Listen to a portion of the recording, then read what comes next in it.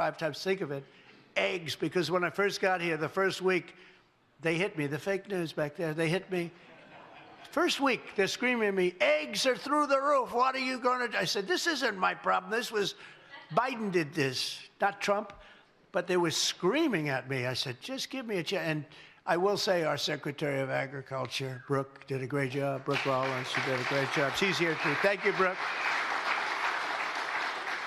But think of what we've done. So prices are all down. I don't think there's any price other than we have a real terrible head of the Fed. And if he brought down interest, you know, in Europe, the European Union, they've lowered their interest rate now 11 times, and we haven't lowered ours at all. He's a stiff. He's a knucklehead. And I was very nice to him at the beginning because I know how to sell. And, you know, at a certain point, it didn't matter anymore because the guy is just not a smart person. Shouldn't have been there. And I blame myself in a way for that, but I blame Biden for extending. I was surprised that they extended him, but they did. I think they extended him because they knew how much I couldn't stand him.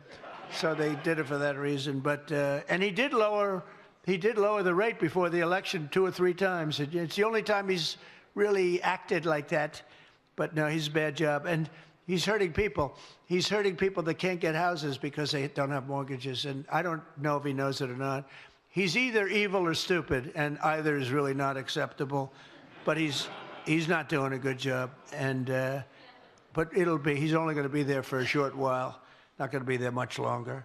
Our deregulation efforts are saving the typical family thousands and thousands of dollars. So remember, when you're campaigning, got to remember this. Prices are down, groceries are down, oil is down, energy is down, gasoline is, wow. We hit $1.99 a gallon today in 5 different states. And now in California, he keeps adding taxes, you know, when you go to $7, $8, but I mean, they just keep putting taxes on gasoline. It's crazy. I think you ought to take a look at that, Doug. It's ridiculous what he's doing out there. And he's really hurting people a lot. But we have, in free market, we have gasoline that's getting down to the low 2s, and in some cases even breaking that. I think you're going to end up breaking it if Doug does his job with Chris. You're going to be drill, baby, drill, right, Doug? That's Doug. He really took that theme to heart. He's going wild, actually, and we'll fill up the strategic reserves. You know, they use these are massive cavities in Earth that you wouldn't believe how big, and they took the oil out that we put in. We put in a lot at good prices, and they took it out before the election. And it didn't really amount to that much for cars. You know, it didn't last that long, actually, because that's as big as those cavities. We call them cavities, or caves. They're incredible salt.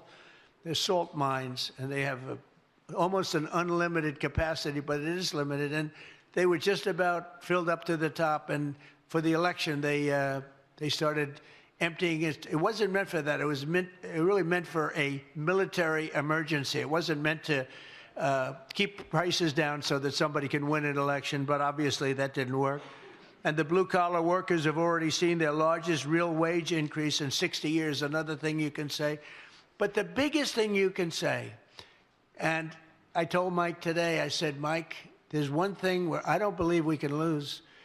So at the end of my first term, I was so proud of myself because I worked very hard, and pharmaceuticals, drug prices, went down for the first time in 28 years. Think of that. First time in 28 years they went down. You know what they went down? 1/4 of 1 point.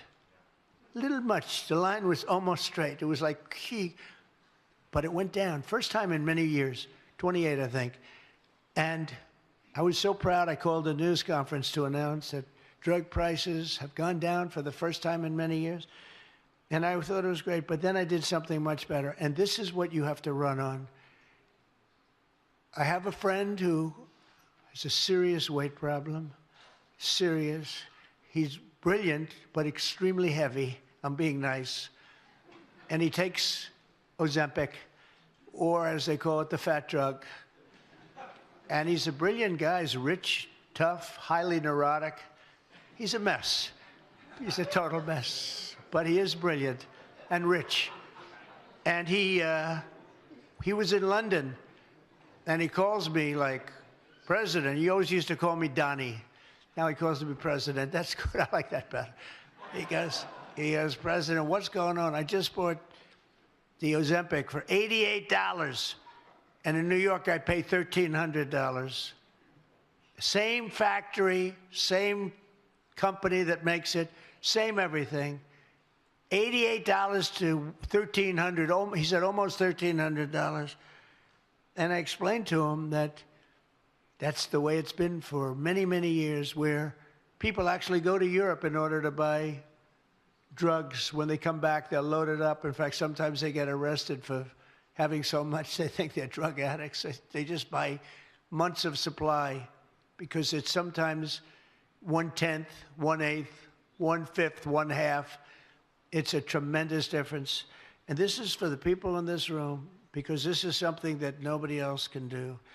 We're going to get the drug prices down, not 30 or 40%, which would be great, not 50 or 60. No, we're going to get them down 1,000%, 600%, 500%, 1,500%, numbers that are not even thought to be achievable, because I've used a certain talent that I have and convinced the drug companies that you have no choice. The drug companies were selling drugs, same company, in Europe and other places, based on what Europe told them to sell them at. And they said, let America pick up the difference, and I wouldn't let it happen. I wouldn't let it happen. So I invoked what's called the favored nations provision, so that we will pay the same price as the lowest nation anywhere in the world. And drugs will come down, like from, as an example, $1,300 in the case I gave you.